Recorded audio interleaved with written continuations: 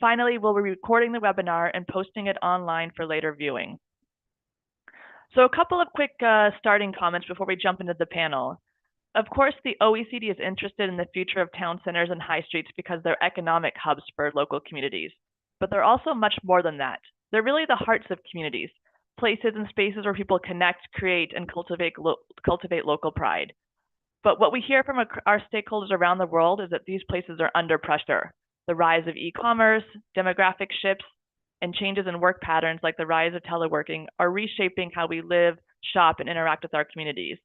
At the same time, challenges like rising costs and aging infrastructure further complicate the picture. But alongside these challenges, we also see opportunities. From the rapid pivots many businesses took during the pandemic to the growing momentum around proximity economies, there's clear potential for reimagining and reinvigorating these places. So today we'll have the opportunity to travel between Japan and the UK to hear about innovative approaches and practical lessons in revitalizing these places. If we can go to the next screen, or the next slide. You can see that we're going to hear from experiences in Numazu City and in Tatsu Town in Japan, as well as Barnsley and Paisley in the UK, under the expert moderation of Kathy Parker from the Institute of Place Management. But before we start the panel, I'm now pleased to pass the floor to Matsutani-san, Director General from the Japan Local Government Center from Clare, UK, for a few opening remarks. Tatsutani-san, the floor is yours. Thank you. Good morning, everyone, and thank you so much for joining today's webinar. My name is Akira Matsutani, and I'm the Director General of the Japan Local Government Center here in London. We work to foster connections and promote knowledge exchange between local governments in the UK, other European nations, and Japan. We've been hosting annual seminars to encourage exchange and cooperation between Japan and other nations. These events focus on shared challenges, providing a platform to showcase Japan's local government's best practices on the global stage. This year, we are delighted to partner with OECD. The theme of this year's seminar is reimagining town centers. Japan has over 12,000 high streets, but with the rise of online shopping and other social changes, in-person shopping and the use of high streets have declined, leaving many areas struggling with vacant shops and other challenges. We know these issues resonate here in the UK as well. In response, the central Japanese government and other stakeholders have been addressing these challenges. Among various initiatives, two innovative examples of high street revitalization in Japan have gained national attention. We are thrilled to share their stories with you today. Furthermore, we believe it is a valuable opportunity to address these shared challenges between the UK and Japan with expert moderation by Professor Parker, while sharing and comparing the approaches taken by Barnsley and Paisley. Finally, I'd like to sincerely thank our speakers for making this event possible, as well as all of you for taking the time to join us. I hope this seminar fosters closer ties between Japan and the international community, helping us learn from one another and tackle our shared challenges together. Thank you, and please enjoy today's webinar.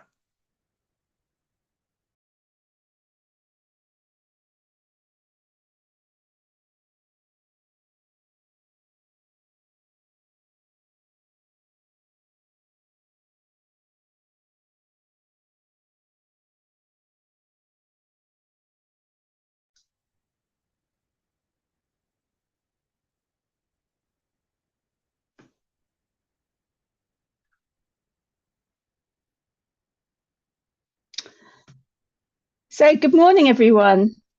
Thank you, Anna, and thank you, Akira, for that introduction. I'm delighted to be here today. Thank you very much for inviting me. I've got a very short presentation, that I hope sets the scene for our contributions today. Akira, you mentioned this is a great opportunity for knowledge sharing, and I absolutely agree. So as a professor at a university, I'm going to give you a little bit of a theoretical framework, which I hope will help us really understand the shared learning between the two countries, between the UK and Japan, but also help us understand when there's differences too.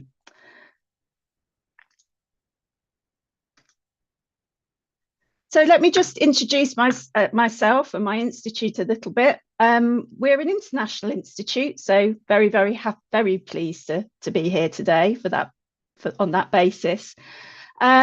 We network a lot of professionals, a lot of practitioners, as well as academics and policymakers. We're based at Manchester Metropolitan University, and our ethos is very much learning from practice, developing theory, and then sharing those principles out with a wider network. We publish the Journal of Place Management and Development, which is a leading journal in this area. And we also run postgraduate programs in place management and leadership. And we've just finished leading the UK government's High Streets Task Force for England. So I was really interested to hear that you've got 1,200 high streets in Japan. We've actually got 6,000, although I think we probably count them at a much smaller level than you do. So we've been busy. We've worked with 150 of those. So hopefully, we've got quite a lot of experience that I can bring to this presentation today. Sorry, I've moved on the slides too many. There we go. So when we talk about transforming towns, what are we trying to transform them to? And this is an image of a sort of, this is where what people say is a great sort of high street. It's actually Las Ramblas in Barcelona. Lovely sunny day, everybody out enjoying themselves, a market, beautiful streetscape, greenery, and so on. Busy, vibrant streets at the heart of our communities with shops and services, and real attractive, a really attractive environment. Unfortunately, many of our high streets have ended up looking like this. They've lost their purpose. All of those pressures that Anna was talking about in her introduction have come to bear on our high streets. They lack private investment, public investment. They underserve their local communities. That lots and lots of people live around this high street, and what's it saying to them about pride, about their local area, about who they are living there. So we've been very keen to understand all the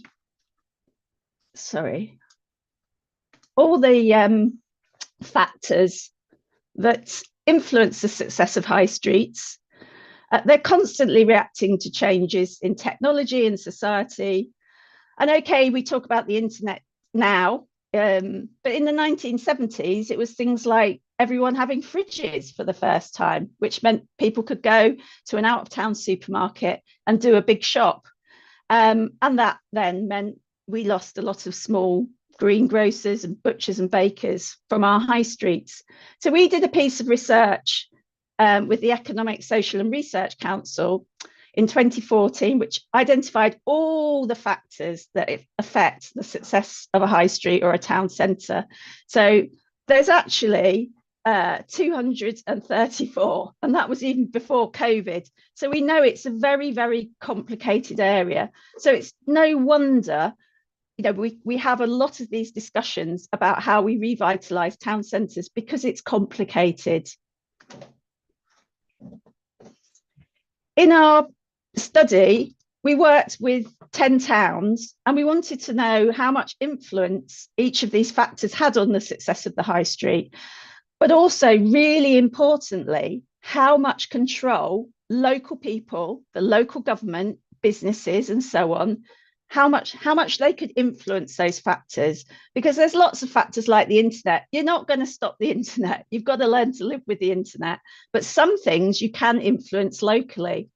And so that enabled us to build this model, very sort of simple, where we just said, all right, you know what? All these things over here, they don't really influence your high street and you can't do anything about it. So forget them. These things over here, like the location of your town, the bigger that, the nearer that is to economic centres, like, you know, in the UK, London, Edinburgh, Glasgow, and so on. Well, they do impact the success of your town centre, but you can't do much about those things. You can't really move your town. So you do have to learn to live with those things. These factors up here, you can do something about them, but they don't really make much difference. So just don't bother with them. And these over here are the important ones. They have an influence on the success of your town, and you can do something about it. So that's that green quadrant just enlarged. The important point I want to get over here is the sort of difference in these factors. There's two types of factors or priorities in this quadrant. The black ones are about the offer of the town. So these are the things people go for.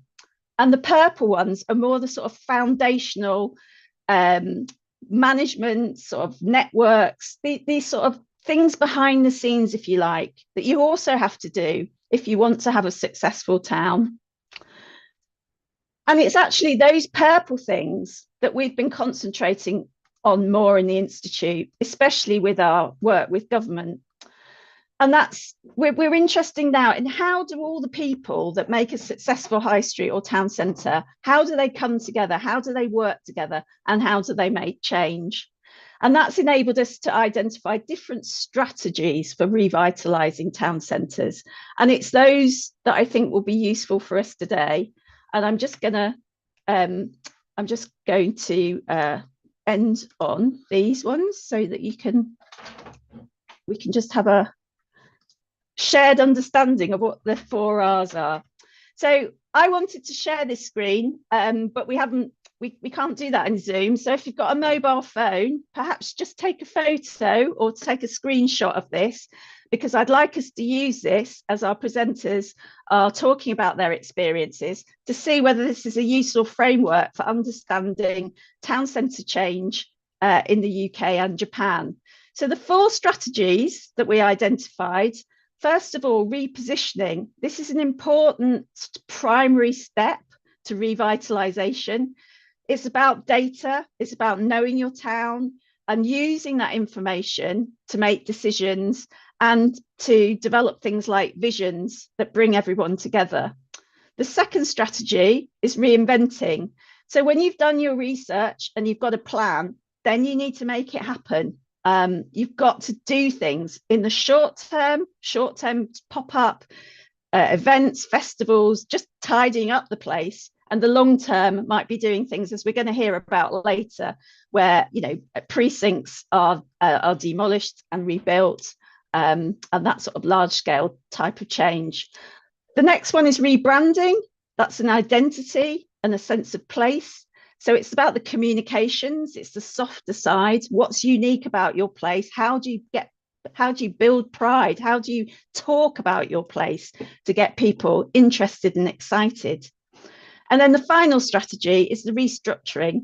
Now, restructuring to us normally means restructuring of governance and management. It's about making sure there's partnerships between local government, business and the community to take ownership for the issues and drive change. So that's our 4 R's framework. And I hope if you can take a photo of that, as our presenters are speaking, just make a note. What are they talking about? Is it repositioning, do you think? Is it rebranding? And let's have a bit of a discussion at the end and see whether this is a useful framework. So that's, I think now if we could have the slides so we can introduce the speakers.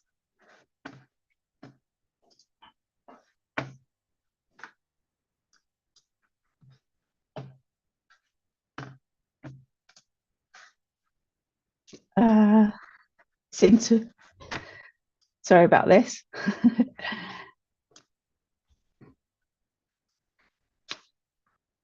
Okay, Brilliant.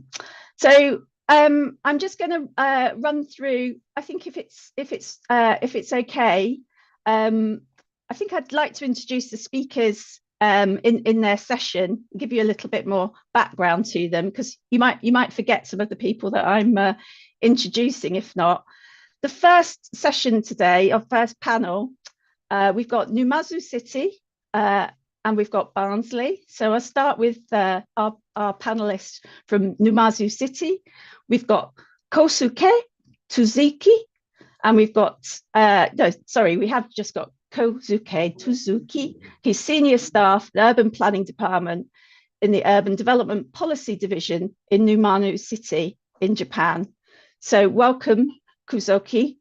And in this session as well, we're also going to hear from Barnsley, because we've paired up towns together. So we're going to hear from Daniel Harper, who's Head of Economic Development at Barnsley Council. So you've got 10 minutes each to present, and we're going to have a couple of questions from me at the end of both presentations. And as Anna said, if you've got any questions in the audience, please put them in the Q&A. And hopefully we'll have a bit of time to ask sort of one or two of those questions as well at the end. So over to you, Kuzuke.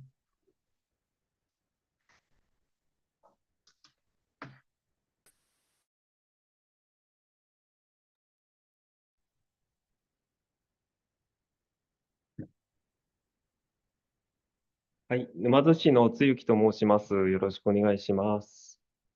画面共有はしていただけますでしょうか。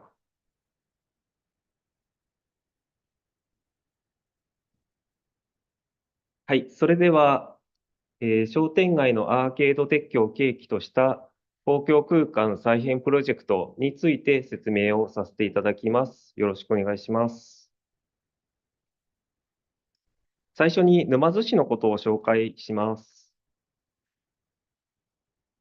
沼津市は日本のほぼ真ん中に位置しておりまして、首都東京から100キロ圏にあり、高速道路や新幹線といった交通の大動脈にございます。海、山、川に囲まれており、豊かな自然と食に恵まれています。中心部はこのような景色です。市内からは世界遺産の富士山を望むことができます。アクセスの良さ、立地の良さ、豊かな自然と食によりまして、沼津市は静岡県東部地域の中心都市として大きく発展してきました。市の面積は日本全体の中位ですが、人口は上位 10% に入っており、比較的大きな都市になります。この沼津市の中心市街地は沼津駅南口のエリアになります。こちらは空から見た写真です。沼津駅から半径1キロ圏内に9つの商店街があり、今回のプロジェクトの実施場所である新仲見世商店街はその中心部に位置しております。次に中心市街地の過去から現在までの移り変わりを紹介します。沼津市は1945年第二次世界大戦の最後に大空襲を受けまして、市街地の約 90% が消失しました。そこからわずか20年余りで目覚ましい成長を遂げました。そして1969年、新仲見世商店街にアーケードが建設されました。こちらは1970年代の様子です。日本が高度経済成長をしている時代になります。こちらは1990年の様子です。ここまでは人や物があふれる華やかな街でした。しかし、中心市街地から次第に人が離れていきます。その理由は大きく2つございます。1つ目の理由として、車社会の進展による交通インフラの整備です。もともと交通インフラはこのように2つしかありませんでした。それが中心市街地を避けるような形で道路が整備され、その道路沿いに大きなお店が張り付くようになり、郊外に人が流れていくようになります。2つ目の理由として、インターネットの普及によるオンラインショッピングの増加です。こちらは沼津市民のインターネットの注文額になりますが、わずか10年で150% 増加しております。反対に小売業の販売額は年々減少しておりまして、特に中心市街地においてはピークの 36% まで減少しております。もともと中心市街地は人や物が溢れていて、このような街でしたが、次第に人がいなくなったことで、空き家、空き地、駐車場が増えてしまいました。今回の新仲見世商店街のプロジェクト前がまさにその状態になりました。このように中心市街地が虫食い状態になることで、町が魅力を失い、その結果、町の価値を示す税収が下落します。実際、商店街の土地の最高額は、ピーク時だった1991年よりも 90% 下落しました。この社会課題の対応策として、沼津市がこれまで活動してきたことをご紹介します。始まりは今から9年前の2015年です。町に増え続ける使われない不動産をリノベーションして、新たな人材や事業を呼び込む沼津市リノベーションまちづくりを開始しました。リノベーションとは、リイノベーションの造語で、革新や刷新の意味を持ちます。つまり、ただ土地建物を使うだけではない、プラスアルファの価値を生み出すことを目指しました。取り組みを進めるにあたり、まずは人と物件を集めるために、セミナー、スクール、ワークショップなど、さまざまな活動を実施しました。2017年です。新中見世商店街におきまして、10年後にあってほしい商店街をテーマに、ネオ商店街というイベントを開催しました。こちらでは若い人たちの職業体験や、道路の真ん中に子どもの遊び場を置くなど、未来の商店街を考えるきっかけになりました。2018年です。このリノベーションまちづくりの取り組みによりまして、商店街の空きスペースを活用した新たな事業が2つ誕生いたしました。1つ目は、この何も使われていなかったビルの空き室がデザイナーのシェアオフィスに生まれ変わりました。2つ目は、この電気屋の倉庫だったお部屋がダンススタジオに生まれ変わりました。これとほぼ同時期に、大型台風によりまして照明灯が落下するという事故が起こりました。幸い、怪我人はいませんでしたが、アーケードの老朽化が顕在化したところです。このように商店街が変わる兆しとアーケードの老朽化によって、アーケード撤去の機運が高まりました。それをさらに加速させるべく、商店街の皆様と一緒にアーケード撤去後の未来を語り合うワークショップを開催いたしました。そこでは、アーケードがなくなれば空が見えるようになるということで、公園のような居心地の良い空間にしたいという話になりました。実際このような空間を、このようなイメージに変えたいということで共有をしました。このイメージはワークショップで作成したものになります。そしてこの年、関係者を集めた会議によりまして、アーケード撤去を決定いたしました。2019年です。こちらでは商店街と沼津市による週1回の定例会を始めました。アーケードは商店街にて撤去、道路は沼津市で改良、道路の活用は官民連携で進めるということを決めまして、定例会において様々なことを調整いたしました。この間もアーケード撤去をした後を想定しまして、椅子、テーブルの設置や飲食店のテラス席の設置など、道路空間を使う社会実験を行っています。2020年です。いよいよ、商店街によるアーケード撤去工事が始まりました。昼間はお店を営業したいということでしたので、すべて夜間工事で行っています。電気、水道などのインフラがなかなか複雑に絡み合い、思うように進めませんでしたが、500日かけて道路整備まで完了いたしました。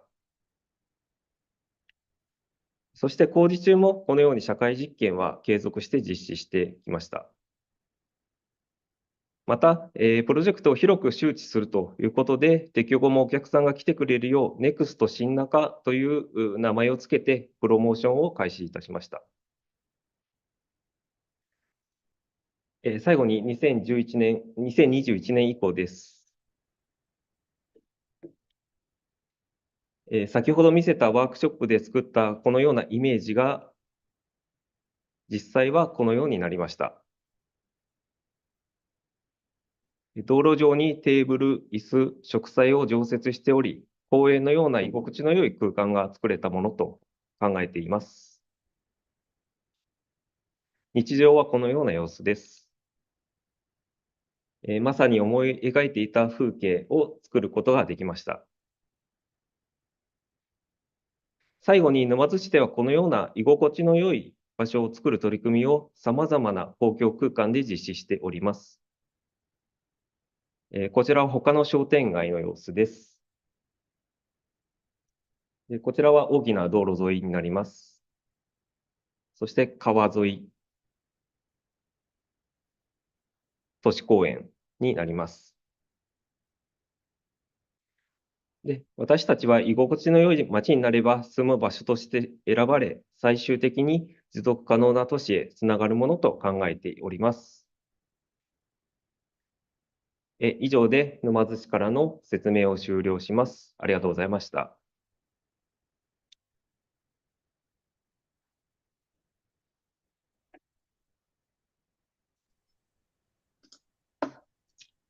Thank you very much. So if it's okay, we're going to take questions for both panelists after the next presentation, just so that we can compare and contrast. So our next presenter is Daniel Harper. So over to you, Daniel. I know it takes a little while. Oh no, that was instant. Brilliant. Okay, fantastic. So 10 minutes. Thank you. Yeah. Thanks, Kathy, and morning, everyone, or evening in Japan.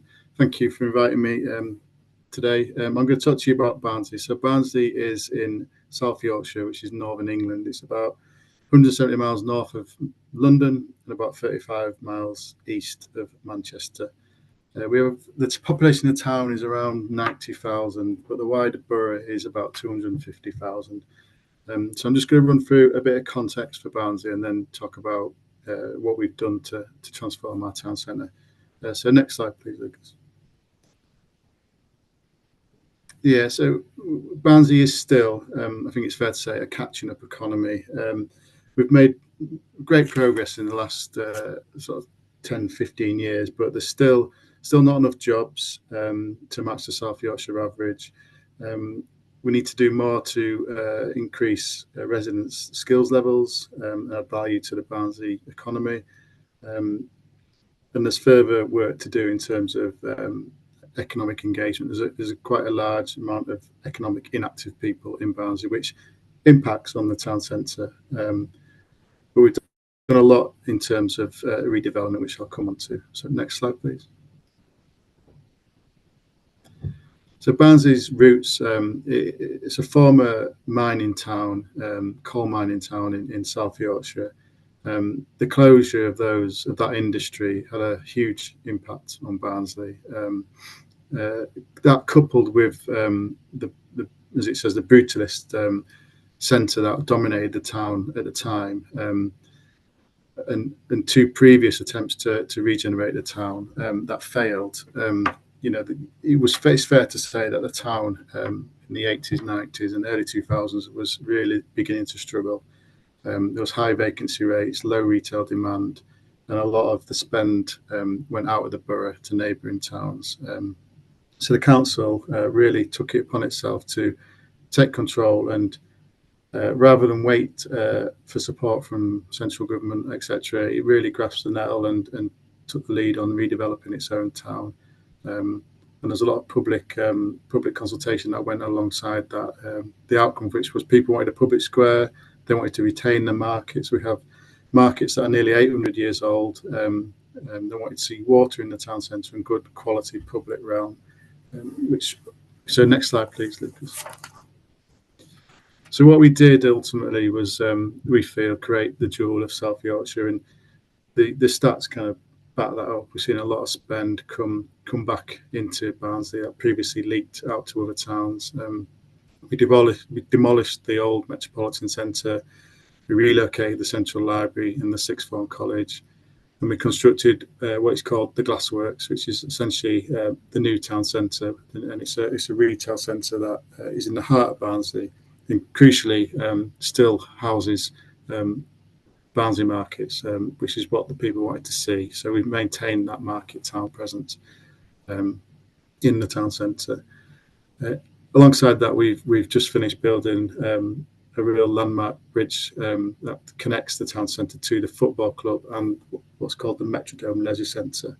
And that bridge is now called the Tommy Taylor Memorial Bridge. Tommy Taylor was a Barnsley resident who played for Manchester United and died in the 1958 Munich air crash. So the bridge is named after him. Next slide, please, Lucas.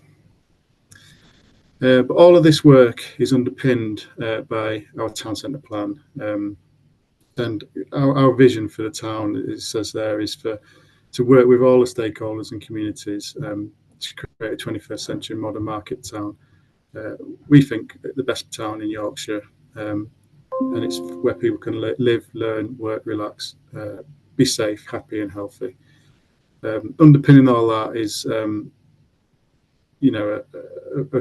collaborative effort working with stakeholders that kind of tries to make it a family-friendly town centre for all demographics, really. Next slide, please. So to do that, we have a really strong structure, a place management structure, which feeds down from what's called our Inclusive Economy Board. So we have a Barnsley Town Board, and underneath that we have a number of sort of subgroups, the Urban Centre Strategy Group and the Urban Centres Operational Management Group. Essentially what these groups do are bring everyone together. So it's not just council services, it's the police, it's what we call pub watch, it's any community stakeholder that we need to work with in order to make the town operate in the best way possible, all come together under this structure and really drive the town forward. Next one, please. So whilst there has been a huge amount of capital investment into the town centre, the Glassworks was a £250 million refurbishment or redevelopment of the town centre. Buildings only work when they've got people in them and they've got activity alongside them. So we put a lot of effort into placemaking. Some of the events that we run are on the screen there in terms of the animating the town and bringing people in and bringing the footfall in. But it's coupled with a town centre brand. We've been doing work on a destination marketing plan. We've been doing some work on our what's called a heritage action zone. So that's a government funded scheme to refurbish Eldon Street in the town centre.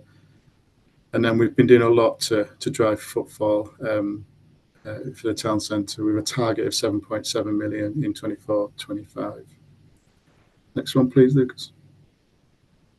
So just touching on the brand a bit, we've developed a place marketing brand, Make It Yours. It's developed in consultation with, like I say, with the whole of the town stakeholders. It's not just a council or local authority driven thing. It's working with the town's board to come up with this brand. And it centres around storytelling from Barnsley people to convey the values of Barnsley and make it welcoming and inclusive to all demographics. Next one, please, Lucas.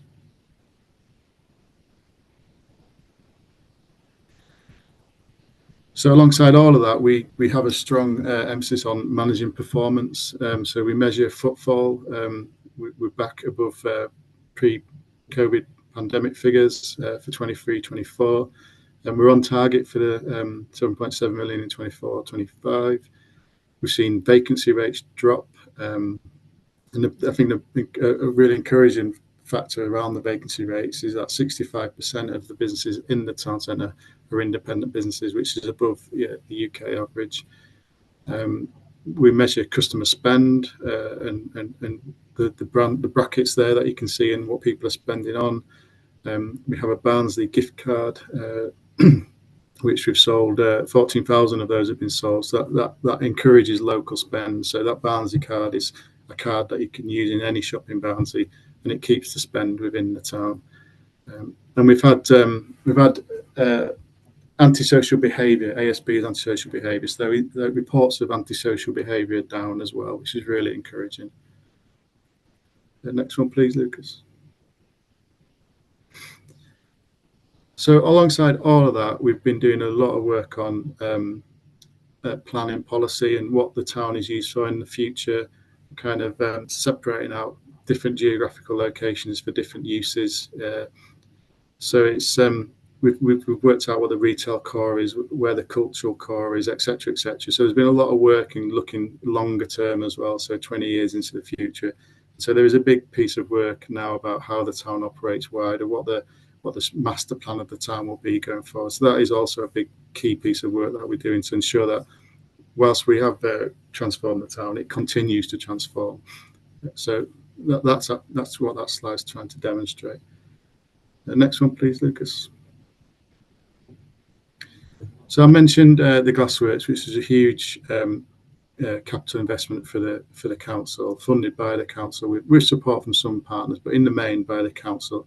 But there is a number of different capital projects, regeneration projects that are happening at the moment. I won't go through them all. They're all listed there on the slide. And whilst you won't know the map necessarily, it does demonstrate the breadth of the regeneration activity that is taking place. And I'll come on to a couple of them in just the next few slides to elaborate a bit further.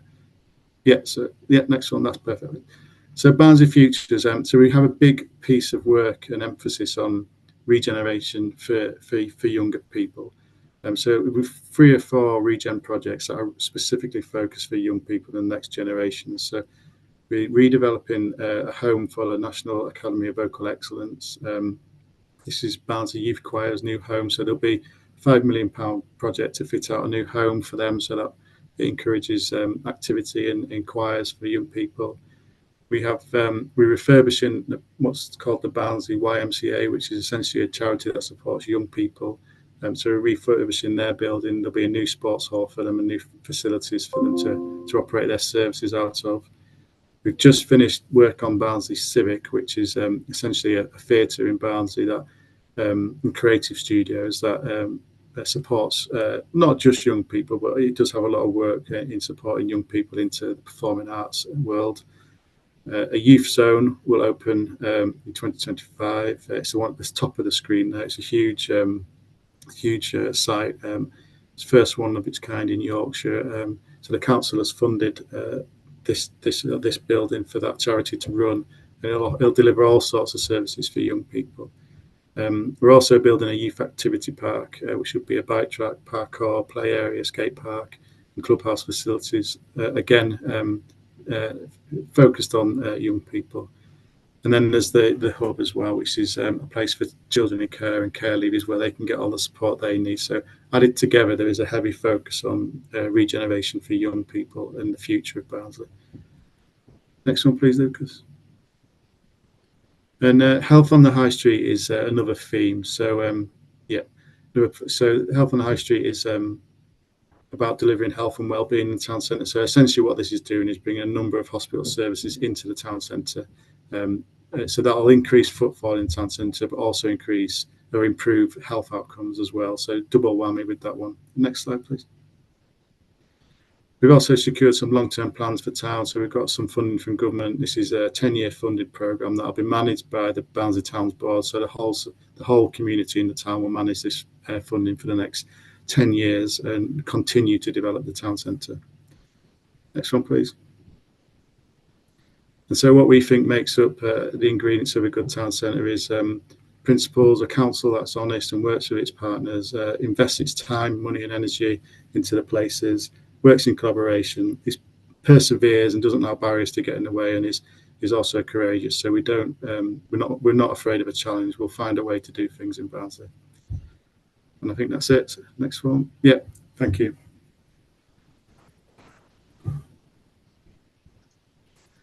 Well, thank you both very much. If maybe Kozuki, if you can put your camera back on. Oh yes, that's great. Thank you. Brilliant. Okay, so we've got some questions that have come in, and I think maybe we'll take those first, and then I've got a couple for you as well, if that's all right. So if we go first to Kozuki, we had a question here about getting rid of cars. if you can answer this, how do you stop traffic and cars being the sort of the roads and everything stopping what you're trying to do? もともとこの新仲見世商店街が歩行者の専用道路でしたので、もともと車は入ってこれない道路になります。Okay. What about the connectivity in the rest of the town? I think it's a problem. It's a universal problem. Has traffic needed to be managed in other areas? Is there issues with parking? Or do we all need to come and move to Nazuku City? Maybe this is something I can put to you, Daniel. Did you have problems with parking, with traffic? Has that been something you needed to manage in order to get your vision, sort of family-friendly town? Yeah, I think it's a balance. I mean, there is a big push in the UK understandably for active travel. So public transport, cycling, walking, etc. So we've spent a lot of money on active travel routes and putting in sustainable transport solutions. But nonetheless, I think that needs to be balanced. Our political leadership is very keen that we don't deter people travelling by car at the expense of retail spend. So we still have a good provision of low-cost parking in the town centre to draw people in, because we realise that car is still the preferred method of transport. But so we want to take advantage of that and make sure that people have a place to park and then spend their money in Barnsley. But I think it's just trying to find the right balance between that and sustainable transport ambitions, which we've tried to do. Yeah, thank you very much. And so for other questions, again for Kozuki, how would you summarize the positive impacts that your arcade project has had? What are the major benefits of the work?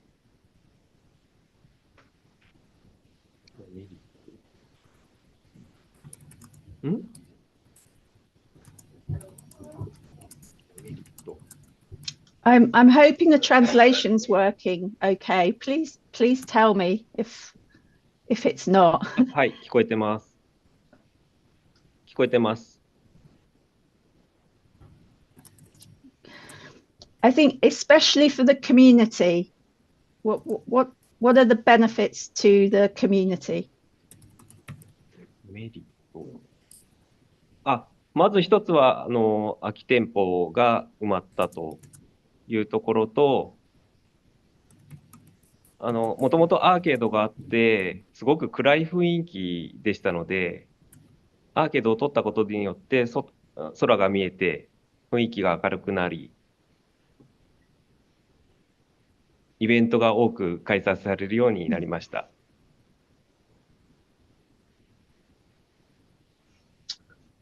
And a question I'm interested in, you talked about young people.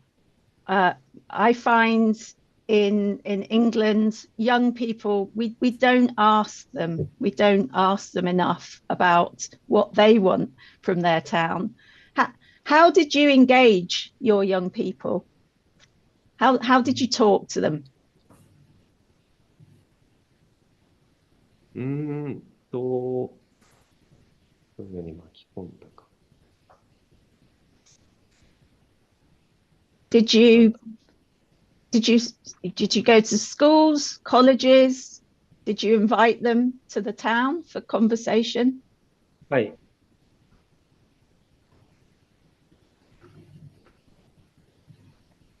2015年から先ほど言ったリノベーションまちづくりという取り組みを始めまして、そちらで若い人たちを集めたスクール、事業化を目指すスクールですとか、あとはいろんなセミナーですね。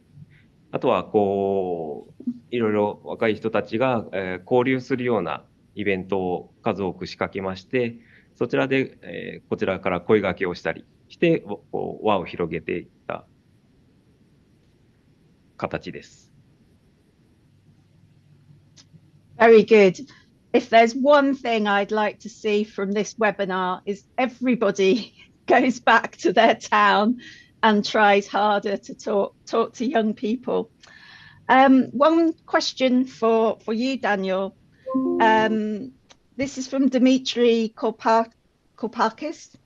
How do you have homeless people in Barnsley? And if so, how have you managed, some of those quite serious social problems and issues?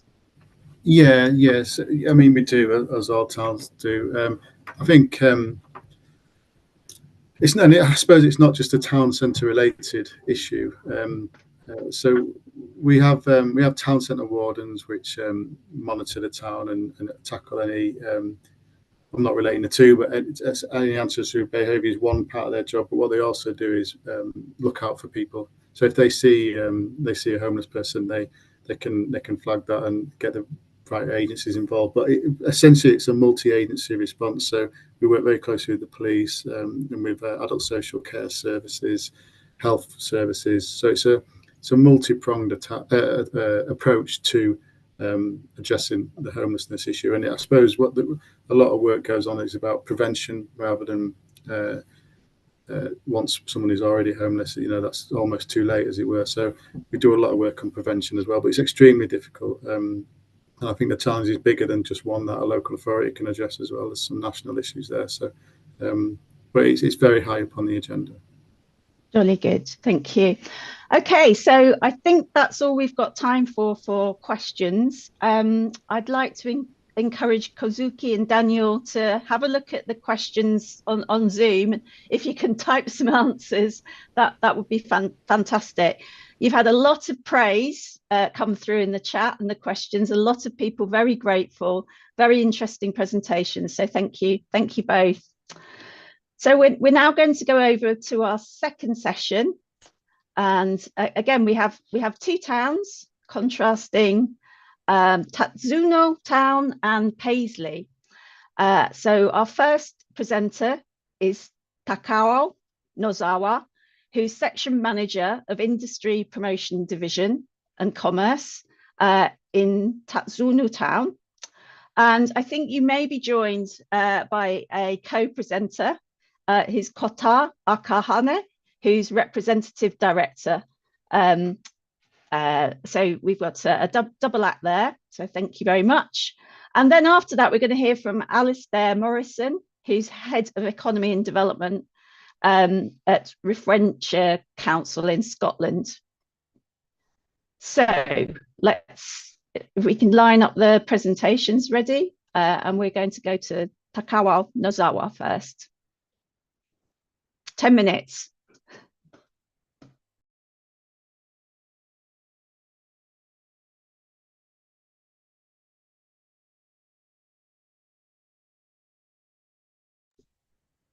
皆様おはようございます。長野県辰野町の産業振興課の野沢と申します。よろしくお願いします。まず辰野町の紹介をしたいと思います。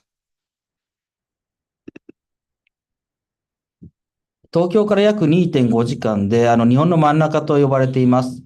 また移住定住ですね。移住者につきましては、住みたい田舎ランキングで全国3位に。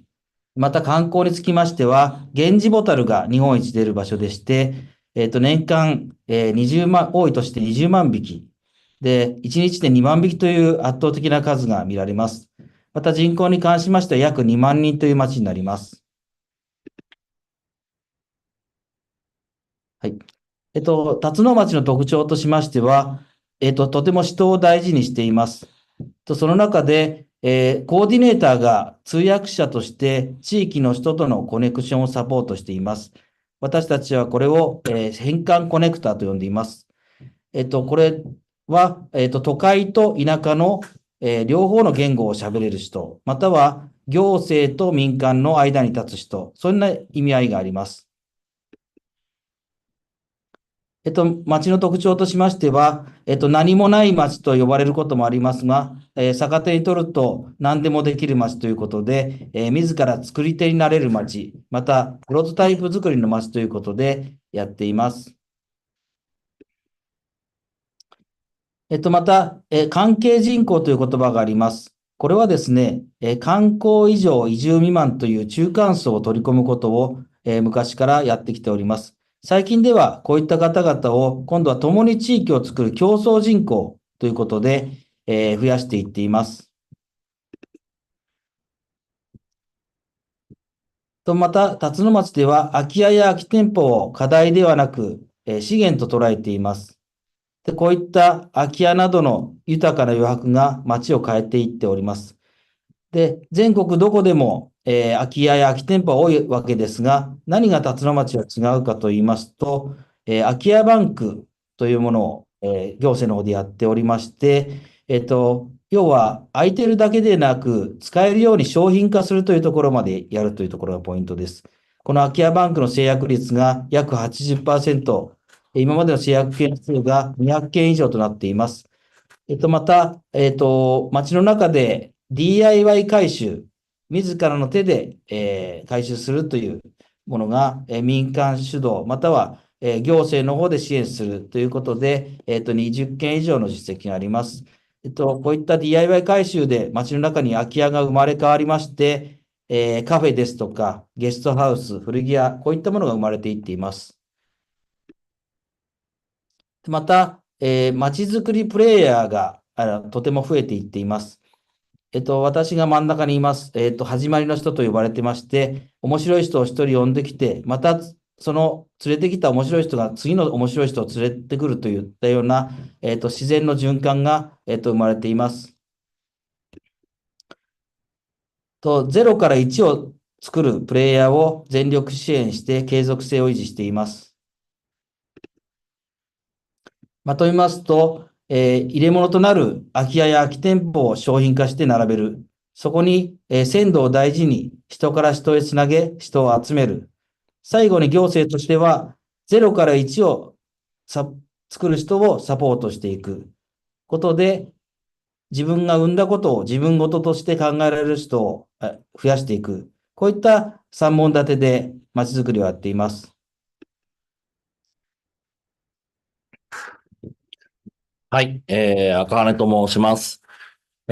私は商店街ですね、に場所を構えているまちづくり会社の代表をしております。飛び地商店街という取り組みをしておりますので、そちらをお話しさせていただきたいと思います。はい。商店街がですね、今はお店が閉じてシャッター商店街というような状態になっているところが日本全国どこでもあるんですけれども、私たちの町ではですね、この商店街を全部開けなくていいということを肯定して、飛び飛びの状態のお店を楽しめる企画やコミュニティの再構築によってつながりを作り、歩いて楽しいを再編集することで、飛び飛びのお店を緩やかにつなぐという取り組みをしております。あっちにも面白いお店があるよというような紹介をし合うコミュニティです。それぞれのお店がこだわりを持ちながら自立して誰かの目的地になり、来た人にどうせなら楽しんで帰ってもらえるように他のお店を歩いて立ち寄ってもらう仕組みや関係性をいくつも作ります。一つの建物の中に、3つの事業者が入り、お客さんをシェアする、離れたお店を紹介して、飛び飛びのお店を立ち寄り歩いて楽しんで帰ってもらう、それを作るという形です。飛び商店街はショッピングをするストリートではなく、紹介をし合うコミュニティとしての新たな経済圏という考えに旗を立てました。それに賛同する人が飛び地商店主になるという形です。うちの町はですね、それほど大きくない町ですので、小さく町に作り手として関わりしろを、弊社は作っています。小さく始めて、少しずつ投資を続けて、それぞれの店主が持続可能な規模や運営の方法で町に関わるということが重要だと考えております。緩やかなつながりのコミュニティに旗を立て、情報共有のできる SNS やホームページグループがあるだけです。それらの緩やかなデザインを官民で連携して行っています。それが飛び地商店街という考えです。で、その考えがどういうことなのかがなかなかわからないので、2019年に実際にプレゼンテーションをしてしまったというのが飛び地マーケットというような企画になります。はい。イベントは、こういう10年後になったらいいねを共有するために行いました。普段ですね、商店街通りには200人も人が歩かないところに、この日は4000人以上の人が集まりました。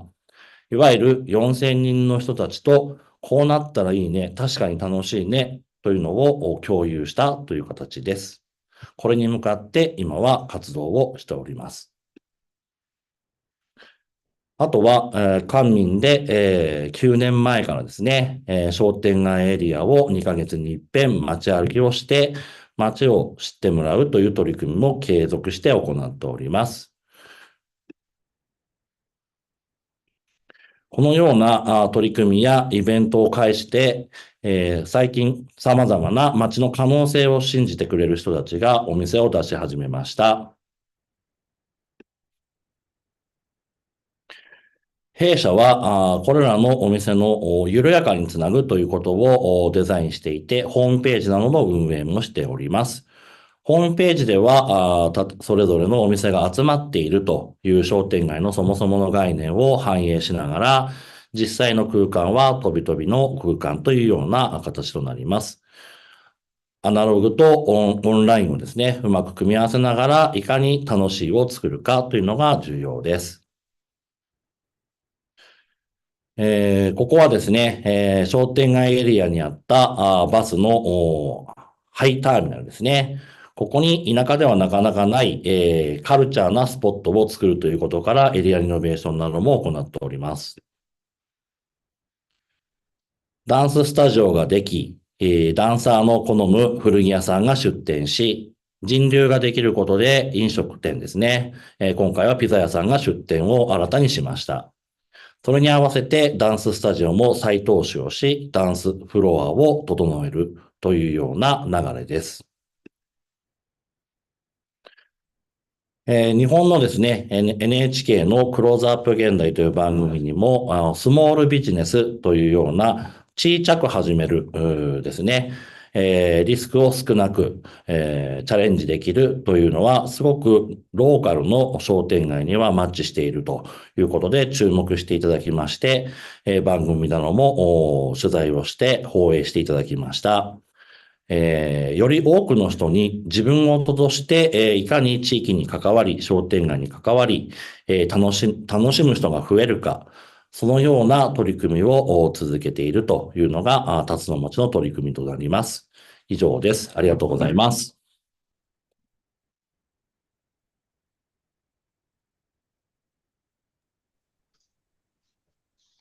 Thank you. Thank you both very much. Again, questions coming in, and we'll take those after our next presentation, if that's okay. So over to Alistair. 10 minutes.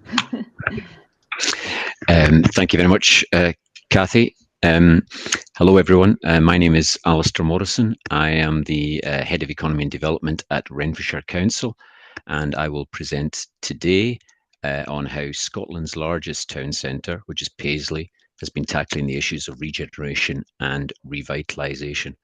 I've been involved in the development and regeneration of town and city centres across Scotland and England for about the last 30 years.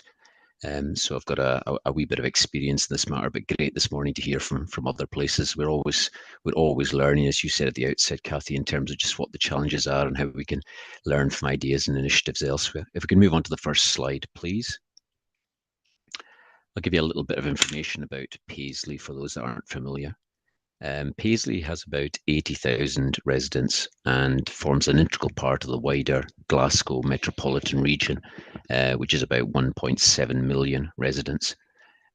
Glasgow Airport is 1.5 kilometres north of Paisley town centre, and Paisley's town centre railway station is the 4th busiest in Scotland. The town is famous for the Paisley pattern, which I think some people on the webinar may well have heard of, and the associated textile industry that thrived on the back of the success of the pattern. Employing 10,000 people at its peak and producing 90% of the world's sewing thread, the principal company, or one of the principal companies involved in the industry, J&P Coats, was at one time ranked the 3rd largest company in the world. Exporting and producing on a multinational basis, the industry dominated the town and its economic development for more than 100 years. But by the late 20th century, however, the world economy had moved on, and the textile mills and industrial complexes were well advanced on their path to decline, and almost all the jobs were lost. If we can move on to the next slide, please. We've heard a lot this morning already about from other speakers about the barriers and challenges.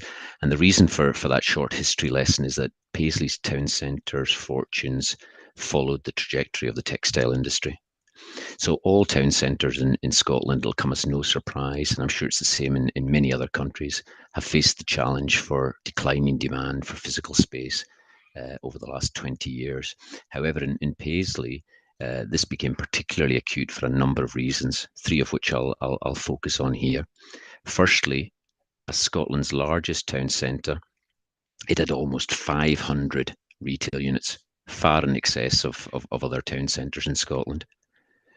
The town, secondly, was the dominant sub-regional centre between the 1950s and the 1980s, at a time when people, households had much less or much less easy access to cars, and were much more focused on shorter public transport journeys to access retail and other services.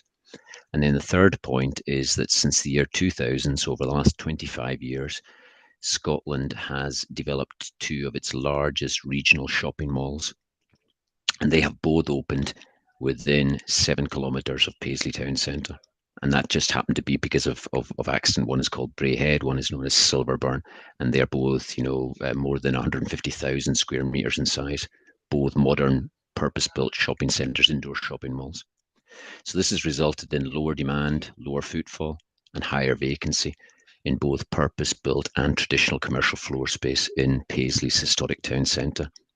And Paisley began to gain a reputation as this time period went on, this last 25 plus years. Paisley began to gain a reputation as a place to avoid, a place where investment would not be worthwhile. Next slide, please. So in terms of initiatives and solutions, around 10 years ago, Paisley decided it needed a new direction and a new narrative.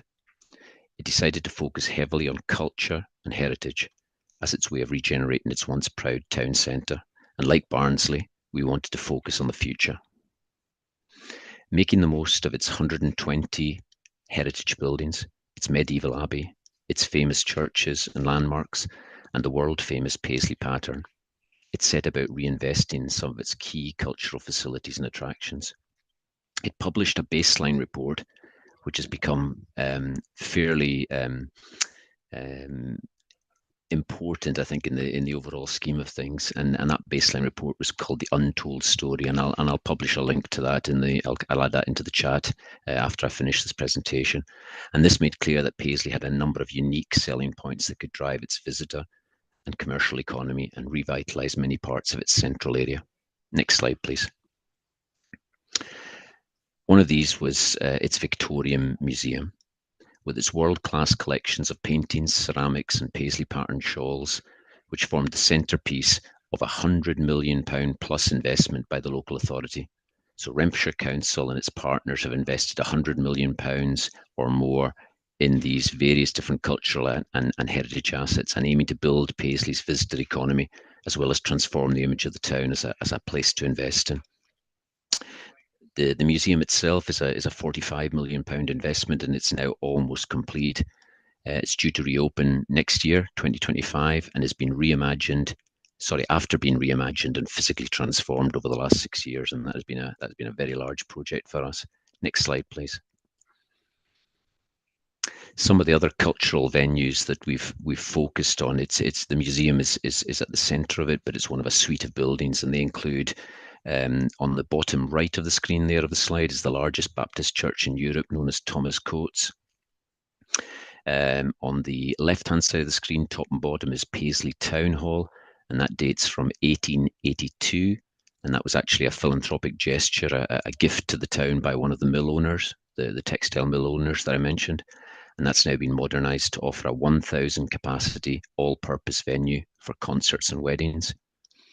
There's also the refurbished Victorian Arts Centre, which is at the top right of the slide, and that's located in one of the oldest churches in the town, and that's used for much smaller performances. Its capacity is about 150, 160, much smaller comedy events and music events, but very, very popular, and that's only been recently refurbished as well. And then alongside that, we also created an accompanying annual events programme, including Scotland's largest and most popular Halloween parade. Next slide, please.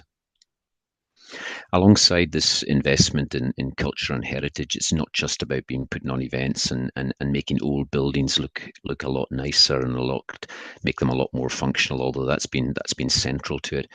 Another key element has been increasing the residential population.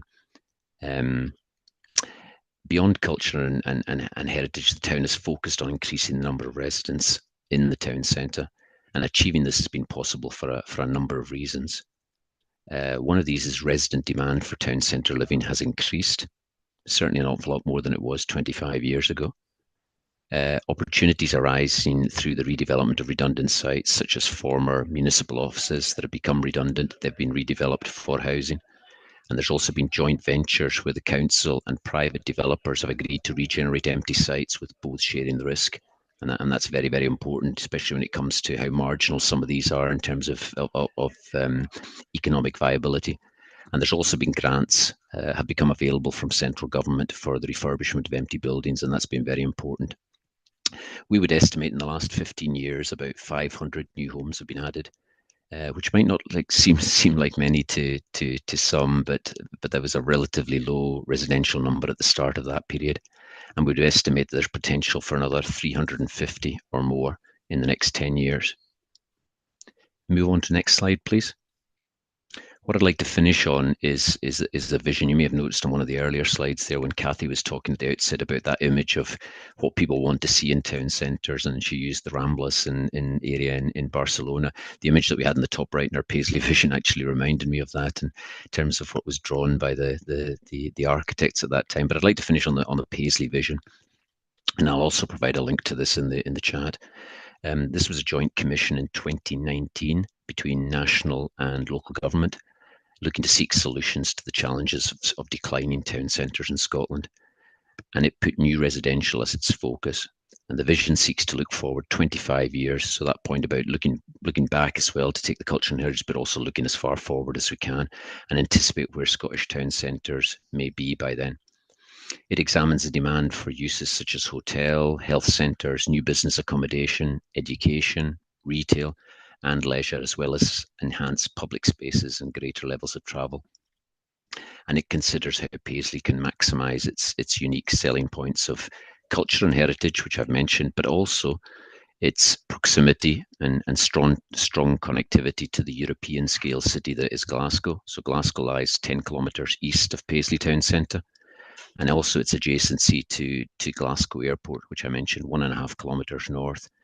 And Scotland's premier manufacturing innovation district, which has just been created in very close proximity to the airport, and it's in the process of developing out at the moment, with some very exciting innovation centres and some interesting investments to come in there. So in terms of summing up, Paisley is well advanced on its journey to regenerate and repurpose its town centre, but it will need continued focus and a decent slice of good fortune to realise its full potential, without a doubt. And just to finish, our team are more than happy to engage with any other town centres in comparing ideas on how to tackle some of these shared challenges. Thank you very much indeed, Kathy. Oh, thank you very much. That's really, really good. And thanks very much to speakers for keeping to time. That makes my job a lot easier. So I've got same thing as last time. We've got some questions coming in. I've got a couple of questions of my own as well. One point I want to make, I think, to both of you, but we'll start off with Takao and Kota. People have been commenting about the importance of small businesses, especially small food businesses. Is this something we've seen a lot of food-led regeneration in the UK? Is this something in Japan as well? Is this important? Local food, local produce? Could you tell us a bit about that?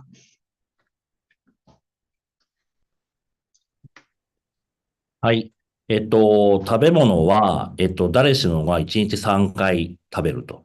なので、町に対する接点のハードルが低いので、それが、町に参画してくる、意識してもらえる、変わってきたという認識を生み出す装置として、すごく重要だと思います。Yes, very, very good. And Alistair, do you see food as part of culture-led regeneration?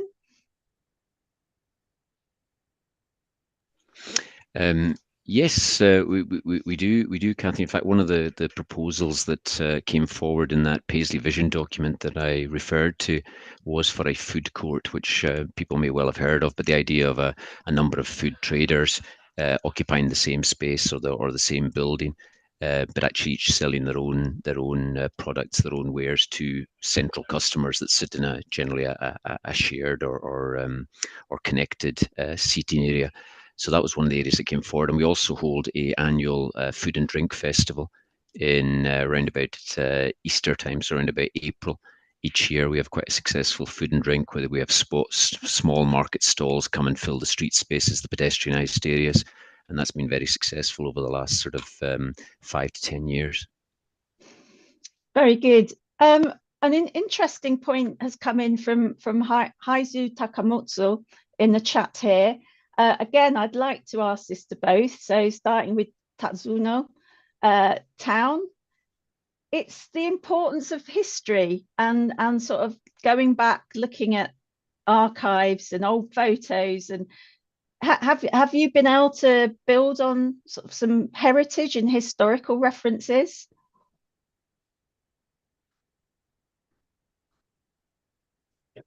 How important is the history of the town? Is that coming through in the regeneration?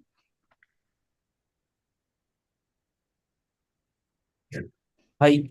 例えば、物件で言うと、大きい屋根の2階が蚕を飼ってた部屋のような古民家がたくさんあります。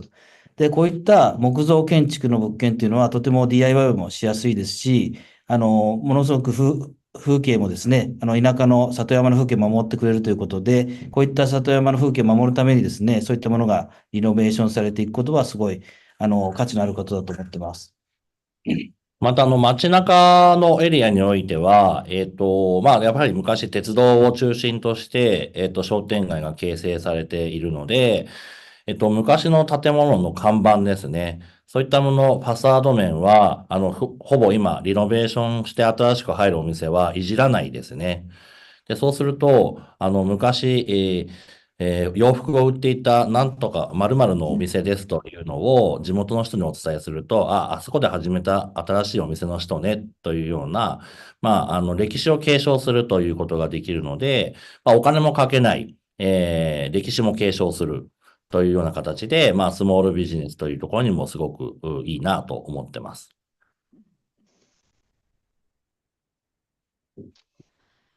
Also good for the environment because you're reusing. You're not putting new things in. So very good, very good. Alistair, what about history in Paisley? How have you managed to sort of blend the old with the new? I think we've done it quite successfully, Kathy. I mean, the history to some people is everything in Paisley. In fact, we've got a number of social media groups and streams that talk about Paisley's heritage and nothing else. It's you know, it's nationally important buildings, it's historic buildings, it's conservation areas, it's links to the past. You know, Paisley's social history is very, very strong. Coming at some of the points I made about its textile industry, its importance in terms of its you know, its people and its achievements. One of the things that we've actually set up recently, just in the last year, is what we call a buddy walk of fame. So a bit like the Hollywood Walk of Fame, but it's a trail around the town centre, and it has it would be stars in the ground, but in this case it's Paisley patterns, Paisley pattern symbols in the ground, recognizing the kind of birthplace or the local connection of these famous people. And again, that's proved very, very popular. But for some people, I would say, Kathy, people would say in Paisley history is very good. Thank you. And can I come back to you as well, Esther, with another question, which is if you found any challenges or difficulties with your residential schemes and developments in Paisley? I mean, it's obviously for everyone on the webinar today, we have a really serious housing crisis in the UK, and we need to build 1.5 million homes in about the next 5 years, or repurpose existing buildings to solve our housing crisis. But it's not easy integrating schemes into town centres. So I'd like to hear from Alistair if he's had problems and how they've overcome those. Sorry, Kathy, you just broke up on me there on that last bit. Could you just repeat that again, please? Yes. Have you found any difficulties integrating your residential schemes into the town centre? Yes, there have been some. I think it would be fair to say there's been some initial issues. I mean, the car parking is an issue. Car parking's already come up in the webinar this morning in terms of traffic, and it's a very, very difficult thing, because obviously, you know, households and residents, they want to own their cars, or they want to have cars. So it's very, very difficult to accommodate that in small constrained spaces and sites, especially once they're redeveloped. So there's never enough car parking. I think that's one thing that we have found out. There's key issues of viability. Because I mean, most people on the call will be familiar with this, Kathy, but the higher you build, the more expensive it is per square meter of new floor space, because of everything else you have to take into account. And even though there's a lot of innovation that's catching up with that in terms of how to develop new residential products, it's still very, very expensive for what you're able to then rent. Take in rental income or sell the product for, you know, the flats and apartments that are made. So I would say the two key issues for us are, well, three. One is the space to do it, because we've got an awful lot of historic buildings that nobody wants to replace and take out. So in terms of putting up new residential development, there's maybe not enough space. Second would be car parking, and thirdly would be economic viability. Thank you. And to Carl and Cotta, how important is a sort of vibrant, you know, small businesses? Do you think having a good sort of town centre can make people want to move to a town? Does it attract new residents, do you think?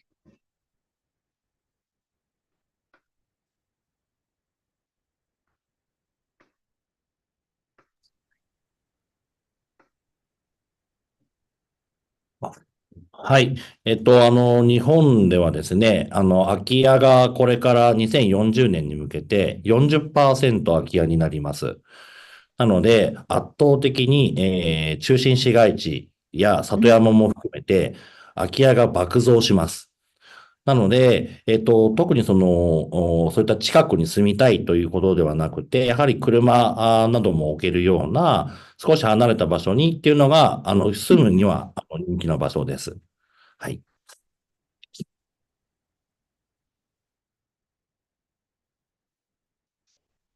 And is that something, to encourage people to live closer to the town centre?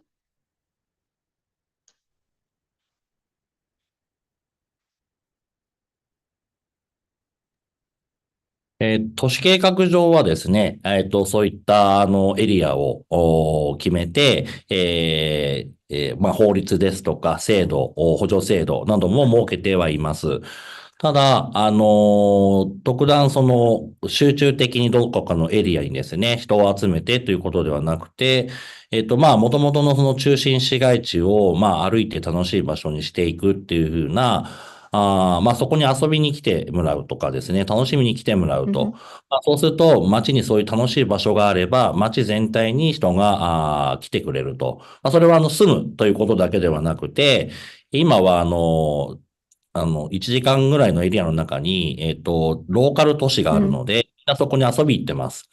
で、逆に、そこの都市からですね、うちみたいな小さい町にも遊びに来てもらうという流れをいかに作るかが大事というふうに考えてます。Yeah, I understand. You have a very good transit system in Japan, so it's easy for people to move around town and city centres. Thank you very much. So I'm not going to ask any more questions to our panel two speakers. As I'm thanking them, if you've got questions for all our speakers, we're going to go into a panel now with all our speakers. So can I just say thank you to Taka Nozawa and Kota Akahane and Alistair Morrison for their great presentations. Really, really good to hear from Tatsuno Town and Paisley. Thank you very much. And then if all our speakers can put their cameras on, please, and then we'll have a look at the questions that have come through that are sort of suitable for all of the towns. We've got some for unique questions as well. So we've got a question here for Numazu City. So if this is okay for Kosuki to answer a question here, you might have seen it in the chat. It might be easier if our presenters can have a quick look in the chat and get familiar with this one's in the question and answer. Interesting. What was the purpose of the arcade? So your revitalization focused on an arcade. What was the original purpose of arcades, do you think? And has that changed? アーケードがあったのは、商店のために雨風をしのぐものとして設置したものだと思われます。Okay. And so what is that not a problem anymore? Do you not have rain? Why is it's open now? So how has that made that? Why has that change come about, do you think? はい、ただこのアーケードが老朽化して撤去しなければならないという状況になりました。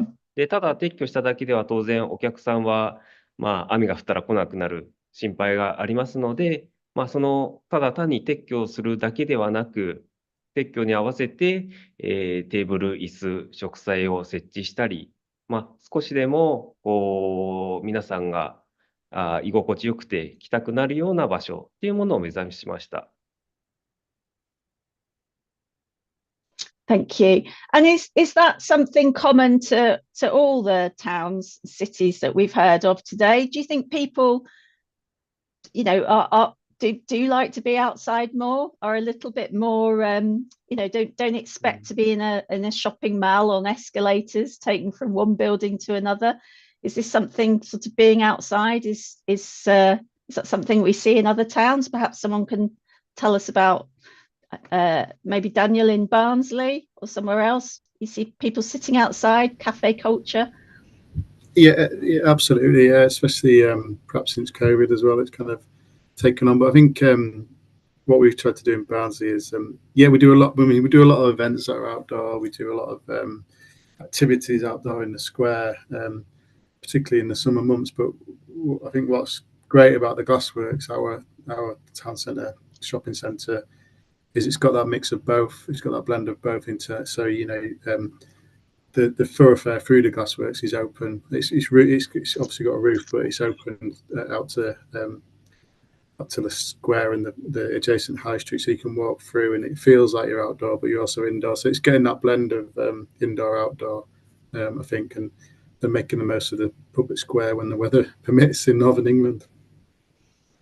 And anyone else got anything to say about their outdoor space in their towns? I would just add much the same as Daniel, Kathy. I mean, I think outdoor spaces are great, and we've used them when we can, but it is very weather dependent, and in Scotland probably even more so than in Barnsley in the north of England. I mean, but I do think people still have a desire for indoor shopping malls, particularly ones which have got free car parking, easy access, and an awful lot of different stores, and sometimes quite often a food and drink offer that's wrapped around it within the same space. So it becomes very, very convenient, a bit like going to the large supermarkets in the past. You get everything under one roof, so it becomes a better use or a more convenient use of time. But I think we have made great use of outdoor spaces, but again, very weather dependent. Thank you very much. Okay, so another question to everyone, and this is from Alan Kokoran in the chat. What's your favourite innovation? What's the best thing that you think you've done? What's your personal favourite in your town? So maybe if we start, if we can go first to Kozuki, if we can hear first about your favourite innovation in Numazu City. What are you most proud of? And whilst he's answering, the rest of you get some time to think.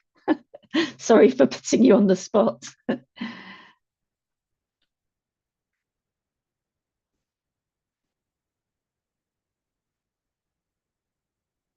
Kozuki, can you let us know your favourite innovation?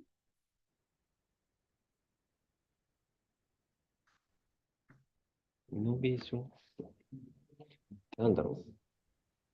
ごめんなさい、後でもいいですか。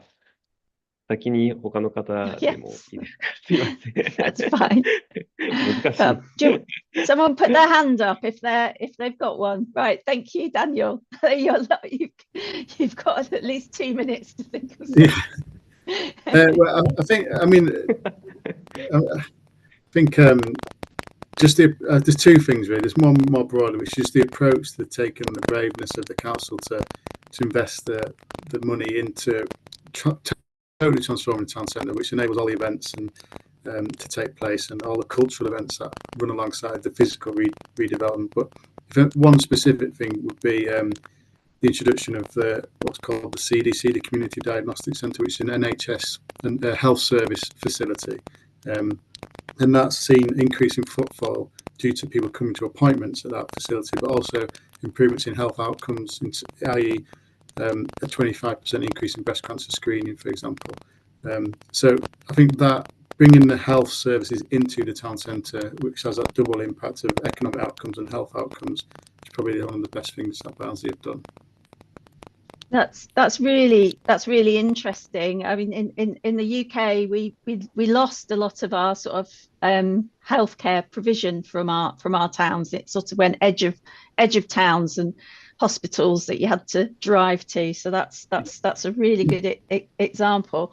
And I forgot to mention, Daniel, Barnsley were one of our 10 towns when we did the High Street UK work, and we identified all those factors and those strategies. So it's brilliant to catch up. And you're a High Street Task Force town as well. So brilliant. Okay, so Kazuki, have you had time to think, or shall I go to someone else?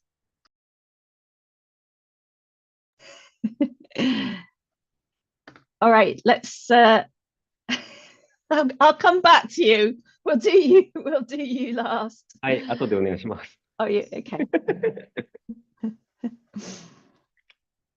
I'm sorry, I missed that. Later, yeah, fine.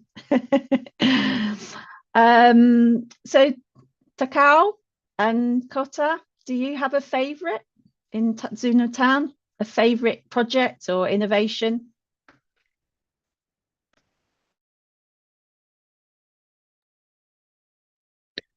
はい。うちの町はですね、人口が1万8000人と小さいので、マーケットがそもそも論あんまりないんですね、その町とすると。なので、マーケティングではなくて、プロダクトアウトをすることがすごく重要であると考えてます。で、その時に重要になってくるのが、誰が何をするかという人の方が重要なので、場所を作る時には、何かを絶対にやりたいという人を見つけてきて、人が出てくると場ができるというような流れです。なので、建物を作って人を呼ぶのではなくて、人が人を呼んで、場ができていくっていうことをすごく大切にしています。はい。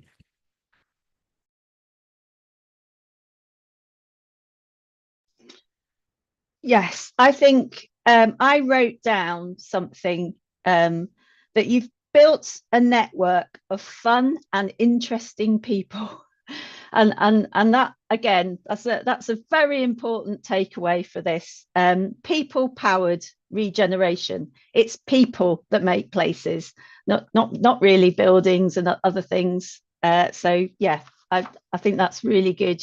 You've got a very unique way of communicating and bringing a network of people in, which is the engine, I think, is what drives your regeneration. So that's brilliant. Thank you. Alistair, have you got a favourite innovation or project? Thanks, Kathy. I'll get into trouble with colleagues if I start picking favourites. But in all seriousness, I think for me the way I would answer that is that there are two, rather than favourites necessarily, there are two things that have happened that have been the most important in terms of our journey so far. One was starting the journey, and that a lot of credit has to go to the local authority and its partners, because they took that initial first step 10, 12 years ago into the unknown, almost into what the future might hold for a very large town centre. So I think starting the journey. And the second point is, I think one we're particularly proud of is the ability to get people to come back and live in and around the town centre. If you go back 20, 25 years, that might seem strange in certain contexts now, particularly in some of the big world cities and bigger urban areas. But 20 to 25 years ago, nobody was choosing to either build in Scottish town centres, build residential, or live in town centres. Everybody was moving away from them.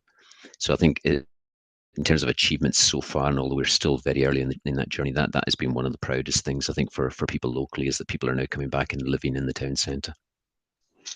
Can I ask a follow-up to that? This is from Oscar Herter in the Q&A. Do you have any sort of like targets or expectations around affordable housing as well in the town centre? Is that part of your residential scheme? Is that back to me, Kathy?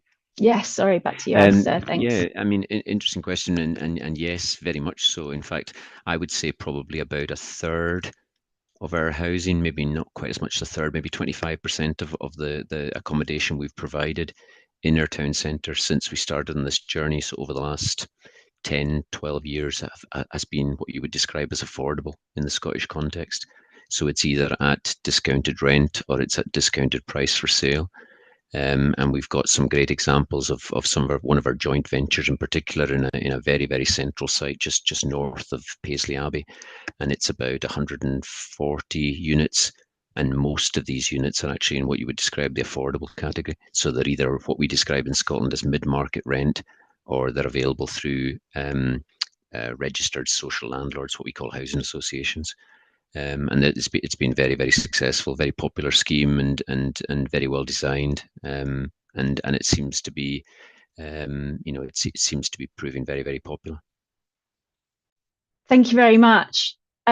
So I'm sorry, I have to come back to you now, Kazuki. I hope you're ready. There's an easy question for you from the Comunidad Organizada, which is it's an easy one first, which is how many people live in Numazu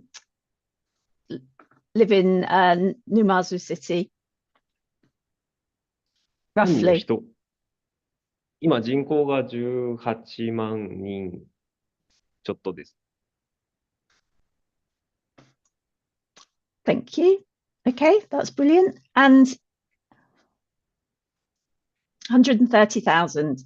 Have you thought of your best or most innovative project, or is it too hard to decide which one's best?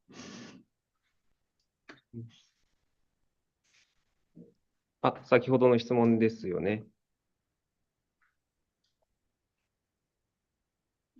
今回日本の商店街、多くの商店街がアーケードがあるような状況で、このアーケードを撤去して空間を再編して居心地の良い空間を作っていくというプロジェクトは結構チャレンジというか、そういったプロジェクトになりました。で、今回これをやってみたことで、歩行者通行量が増加したこともありますし、また近くの空き物件でただでもいいからちょっと貸すんで何か使ってみてほしいと、そういったお話をいただいたりもしたんです。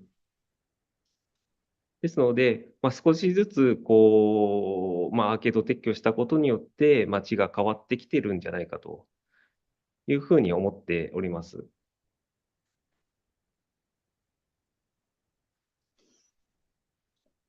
That's very that's very interesting. When it makes me think that sometimes we don't when we plan new buildings, we don't think of their impact on the whole place. So I think in the UK, the last 10 years, we've spent a lot of money getting rid of things that we probably shouldn't have built in the first place because they don't really add to the town's attractiveness. So we're spending money trying to put things back more like they were in the past. So yeah, that's a very good point. Okay, a question to everyone again. Just perhaps put your hand up or let me know if it's a question that you want to answer. But what's the thinking around sustainable development? How much has that been a concern, or has been something that you've built into your schemes, thinking about environmental costs, the impact on the environment of knocking things down and building new things and so on? Is there anyone that wants to tell me a bit about how they've considered the environment in their regeneration schemes?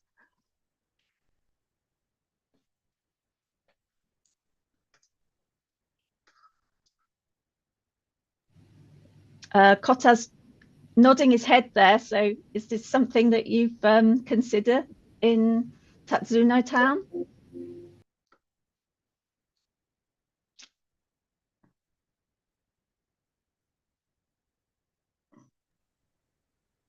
はい、ありがとうございます。やはり日本はですね、今、空き家が増加しているというのがすごく問題になっています。で、人口は逆に減っています。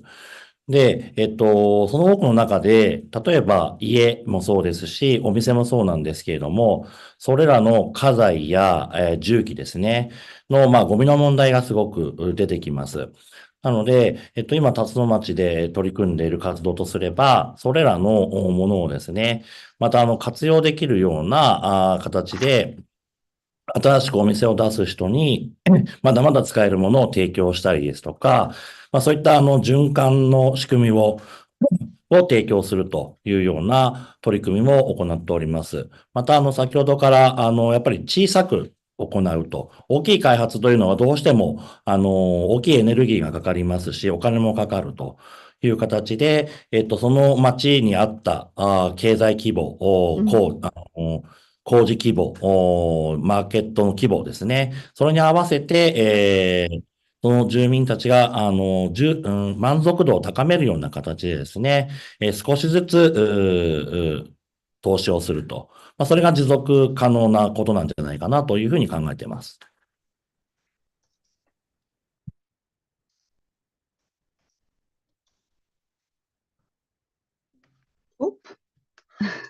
Sorry, thank you very much. Alistair, just very quickly, 30 seconds. How have you? Don't like giving the environment 30 seconds at the end, but no. Okay, very quickly, Kathy. Yes, I mean we have net zero targets at both a national and at a local level, so sustainability is very much at our heart. I think we would argue that by having emphasis on the town centres, it's probably the most sustainable location from a transport perspective anyway. To begin with, rather than some of the peripheral locations. One of the points I was going to make very quickly is that some of our older buildings, our historic buildings that were never built originally for residential use, are very difficult to convert, even though that's actually what a lot of people would want to do. They're actually very difficult to convert and quite often much more expensive, much more costly than it would be to actually demolish and start again. So sometimes it's the only option available, but certainly our emphasis is on sustainability and net zero targets. Thank you. Thank you very much. Okay, so we've got a couple of minutes that if it's okay, I'll just do a little bit of wrap up. Loads and loads of questions. Thank you very much to the audience. Some fantastic questions, some really big issue questions in there as well. So something maybe for the OECD to think about. I don't want to say, what future research agenda and policy sort of agenda might be, but people want to know about how things are financed. And I think that's an interesting thing that we can look at cross-culturally. Also want to know how things are evaluated. Linking to the SDGs and some of these big issues. So again, I think that's something we could really do with learning and developing ways that we can use standard sort of frameworks for evaluation, linking to the SDGs. I think that would be really useful. So let's see if we can pick that up.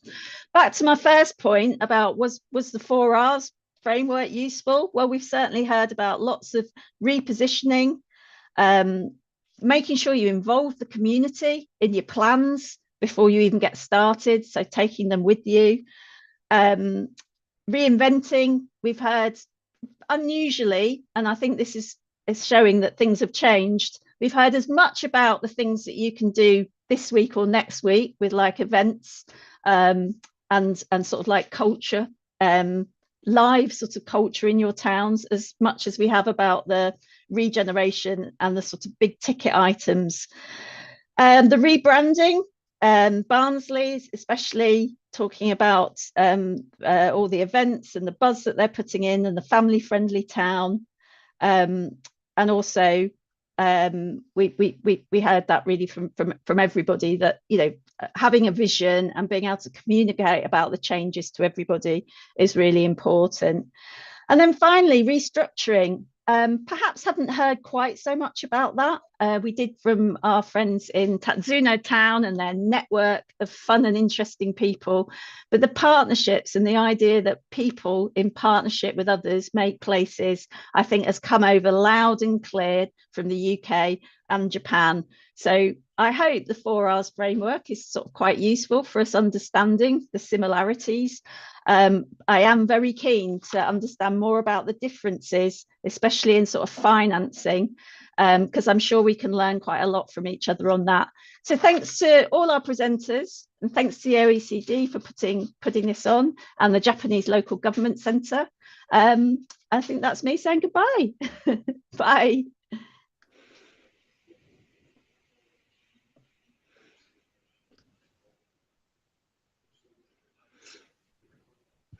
Thank you, Kathy.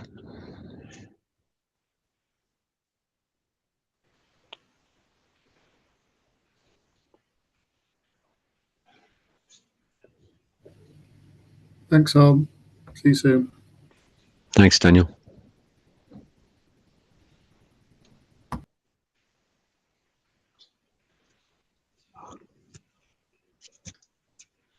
Maybe if any of the speakers do want to stay on, I don't know what the plans are, Anna and Lucas. Let us know if you want us to stay on for a couple of minutes afterwards.